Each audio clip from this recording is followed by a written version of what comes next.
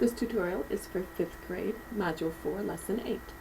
In this lesson, we're going to use repeated addition to multiply whole numbers by fractions. The directions say rewrite the following as repeated addition as shown in the example. First problem is 4 times 2/3. What that means is I'm going to take 4 groups of 2/3 and add them.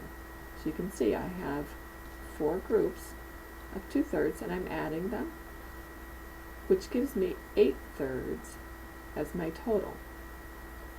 You can see this is the same thing as taking 4 times 2 because I have 4 groups of 2/3.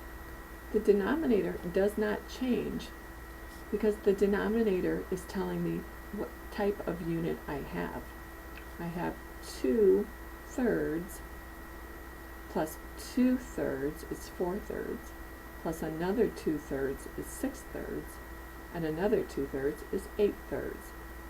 So I'm adding my numerators, but again, my denominator is telling me what kind of unit I have, so it does not change. 4 times 2/3 is 8/3. Down here I have 3 times 4 sevenths. The 7 shows me what type of unit I have, and the 4 tells me I have 4 of them. I have 4 sevenths. I'm going to multiply that by 3 by using repeated addition. So I'm adding 4 sevenths 3 times. Well, I can look at that as taking 3 times 4 sevenths, which equals 12 sevenths. I have 12 pieces, and they're all sevenths. 3 times 4 sevenths is 12 sevenths. The next problem is 2 times 14 fifths. Since I'm multiplying by 2, I'm going to add 14 fifths twice. 14 times 2, or 2 times 14 then, will show me that I have 28 fifths. I have 28 pieces, and they are all fifths. We'll use the same repeated addition strategy for the next section. Here I have 1/2 times 8.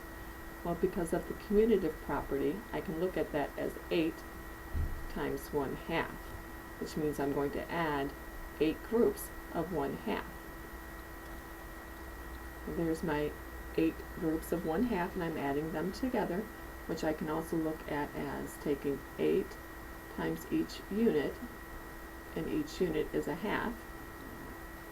That gives me a total of 8 halves. For the next problem, 3/5 times 5, again I can look at that as 5 groups of 3/5.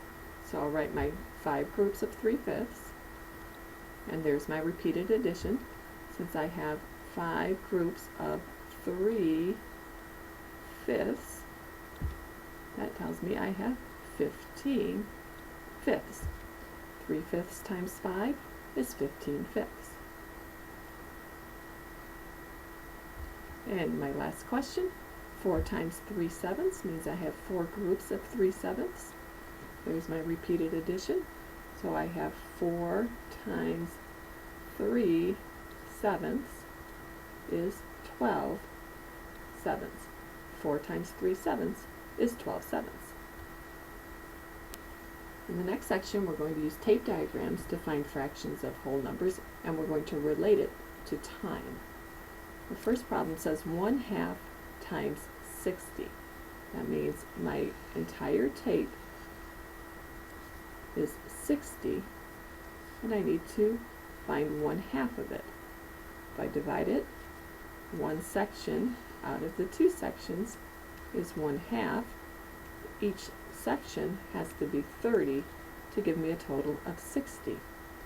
Now that relates to time because 1 minute equals 60 seconds. 1/2 minute equals 30 seconds. I can look at this tape as being 60 seconds or 1 minute. and then 1/2 of the minute is 30 seconds. In the next question, I have 3/4 times 60. Again, the total tape is 60, and I'll divide it into 4 sections. Well, since 2 sections were 30, I can divide those in half, and that tells me that each of these has to be 15.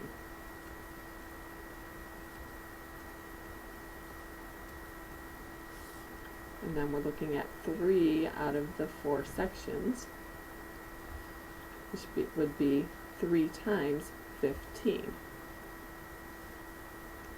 3 times 15 is 45. Now let's relate this to the hour. We can look at an hour as 60 minutes, and so 3/4 of the hour would be 45 minutes. Look at each of these sections as being minutes. So 3/4 of an hour is 45 minutes because an hour is 60 minutes. Let's look at one more example. In this one, we're going to relate the tape diagram to grams and kilograms. I'm going to start with taking 1/10 of 1,000. So my entire tape is worth 1,000. Since I'm finding 1/10 of it, I need to divide the tape into 10 equal pieces. Here are my 10 pieces, and since the entire tape is 1,000, that means that each piece must be worth 100, because 100 times 10 is 1,000. So 1/10 of 1,000 equals 100. Now let's think how that relates to kilograms and grams. Well, 1 kilogram is equal to 1,000 grams. So we'll say that the entire tape is 1,000 grams, or 1 kilogram. It's asking us what is 1/10 of the kilogram. That's this same section. 1/10 of the kilogram is 100 grams. 1/10 of a kilogram is equal to 100 grams.